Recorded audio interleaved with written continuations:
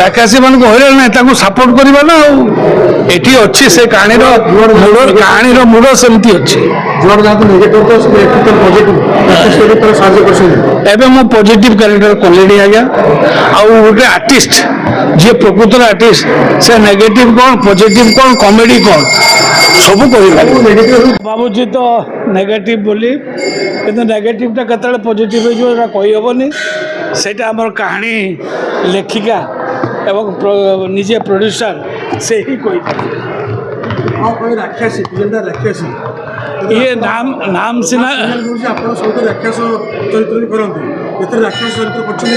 ନାଇଁ ନାଇଁ ନାଇଁ ଏଇଟା ରାକ୍ଷସୀ ଏ ଗୋଟେ ସୁନ୍ଦର ପାରିବାରିକ କାହାଣୀ ମୌଳିକ ଓଡ଼ିଆ ଘରର କାହାଣୀ ଯେମିତି ବାପ ରାଗିଗଲେ ଥରେ ରାକ୍ଷସୀ କହିଦିଏ ମା ରାଗିଗଲେ ରାକ୍ଷସୀ କହିଦିଏ ଝିଅକୁ କିନ୍ତୁ ତା ଭିତରେ ଯେଉଁ ସସ୍ପେନ୍ସ ଅଛି ତା ଭିତରେ ଯେଉଁ ଥ୍ରିଲର ଅଛି ସେଇଟା ହିଁ ଏ ରାକ୍ଷସୀର କାହାଣୀ।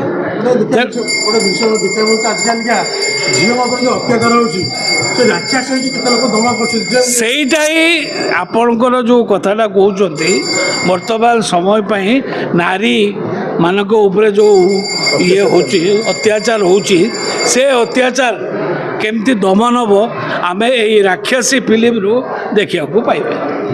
ବହୁତ ଦିନ ପରେ ଅସିତ ବ୍ୟାକ୍ କରିଛନ୍ତି କହିବାକୁ ଗଲେ ବହୁତ ଦିନ ପରେ ତାହେଲେ ରାକ୍ଷସୀରେ ଘାଟିଲେ ଅଲଗା ପ୍ରକାର। ଶୁଣନ୍ତୁ ଭାଇନା ଖରାପ ଭାବେନି ବ୍ୟାକ୍ ନୁହଁ ଇଏ ଟେକ୍ରେ ଚାଲିଛି ଆଉ କେତେବେଳେ ମୁଁ ପଳେଇ ଯାଉଛି ବେଙ୍ଗଲୀ ମାର୍କେଟକୁ ଯେଉଁ ବେଙ୍ଗଲୀ ମାର୍କେଟ ଅଛି ମୁଁ ବେଙ୍ଗଲୀ ପିକ୍ଚର ମ୍ୟାକ୍ସିମମ୍ କରୁଛି ତେଣୁ ସେଇ ଭିତରେ ଓଡ଼ିଆ ପିକ୍ଚର ଯେଉଁ ପିକ୍ଚରର କାହାଣୀ ଭଲ ଏବଂ କ୍ୟାରେକ୍ଟର ଭଲ ମୁଁ ସେଇ ଜାଗାକୁ ପଳେଇ ଆସୁଛି। ରାକ୍ଷସୀ ଘାଟିବ ନା ଏଠି ଗ୍ରାଣ୍ଡ ଏଣ୍ଟ୍ରି କରୁଛନ୍ତି ତାହେଲେ କେତେ ରାକ୍ଷସୀ ମାନଙ୍କୁ ଆପଣ ହଇରାଣ କରୁଛନ୍ତି ଫିଲ୍ମରେ? ରାକ୍ଷସୀ ମାନଙ୍କୁ ହଇରାଣ ନାହିଁ ତାଙ୍କୁ ସପୋର୍ଟ କରିବା ନା ଆଉ ଏଠି ଅଛି ସେ କାହାଣୀର ମୂଳ ସେମିତି ଅଛି। ଯୁଆଡ଼େ ଯାଆନ୍ତୁ ନେଗେଟିଭ ତ ପଜିଟିଭ ସାହାଯ୍ୟ କରିଛନ୍ତି। ଏବେ ମୁଁ ପଜିଟିଭ କ୍ୟାରେକ୍ଟର କଲିଣି ଆଜ୍ଞା ଆଉ ଗୋଟେ ଆର୍ଟିଷ୍ଟ ଯିଏ ପ୍ରକୃତର ଆର୍ଟିଷ୍ଟ ସେ ନେଗେଟିଭ କ'ଣ ପଜିଟିଭ କ'ଣ କମେଡି କ'ଣ ସବୁ କରିପାରିବ।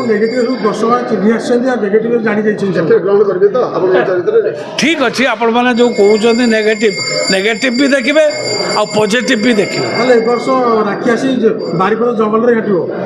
ଜଙ୍ଗଲରେ ଘାଟିବାର ଚାଲିଛି ଯୋଜନା ଘାଟିପାରେ ଆପଣମାନଙ୍କୁ ମୁଁ ଅନୁରୋଧ କରୁଛି ଯଦି ଆପଣମାନେ କେହି ବି ଆସନ୍ତି ଆମେ ତାଙ୍କୁ ଖୁବ୍ ଭଲ ଭାବରେ ସମର୍ଥନ କରିବୁ।